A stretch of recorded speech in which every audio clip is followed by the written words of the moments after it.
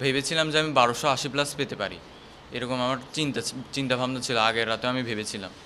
তো যখন এই রেজাল্টটা পাই আমি অত্যন্ত খুশি হই প্রথমত।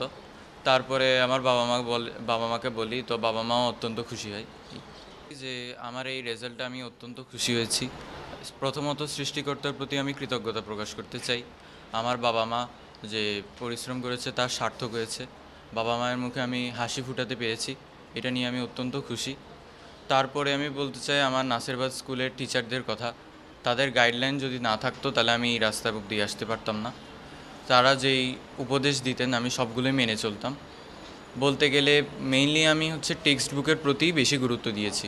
টেক্সট বুকের প্রতিটি লাইন বাই লাইন পড়লেই জীবনে যেই পরীক্ষাগুলো আসবে সেই পরীক্ষাগুলোতে ভালো মতো রেজাল্ট পাওয়া যাবে। আমি বলতে গেলে বলা যায় আমার স্ট্র্যাটেজি সিম্পল ছিল। প্রথমত বলতে চাই আমি বেশিক্ষণ পড়তাম না। আমি যতটুকু সময়ই পড়তাম তা মনোযোগ দিয়ে পড়তাম। আর যেগুলো বেশি বেশি ইম্পর্ট্যান্ট, যেমন বিগত পরীক্ষায় যা আসবে এগুলো আমি বেশি গুরুত্ব দিয়ে পড়তাম, বিশেষত বোর্ড পরীক্ষার প্রশ্নগুলো। তারপরে আমি বলতে চাই এই বোর্ড পরীক্ষা যেটা আমি দিয়েছি এটা আমার জীবনের একটা ক্ষুদ্র বিষয়, যে রেজাল্টটুকু আমি পেয়েছি। এখানে আমি যে স্ট্র্যাটেজিটা অবলম্বন করেছি বলতে গেলে বলা যায় বিভিন্ন সময় আমি চার্ট, বিভিন্ন ফ্লো চার্ট এগুলো অবলম্বন করে চিত্র এঁকে আমি প্রেজেন্টেশন দিতাম। এই প্রেজেন্টেশন দেখে আমার এই নাম্বারটা এসেছে। ভবিষ্যতে আমি ইঞ্জিনিয়ারের দিকে যাব, ইঞ্জিনিয়ারিংয়ের আমার হওয়ার ইচ্ছা আছে।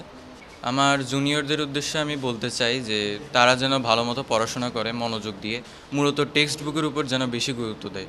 টেক্সট বুকের প্রতিটি লাইন বাই লাইন যেন পড়ে, তাহলেই এই যে এক্সামটা আসবে পরবর্তীতে তাদের এসএসসি এক্সাম, তারা এখানে ভালো করতে পারবে।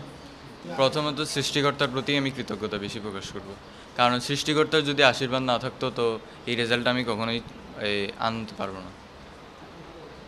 মা বাবার প্রতি এরপরে আমার বেশি কৃতজ্ঞতা থাকবে, কেননা মা বাবাই বেশি পরিশ্রম করেছে।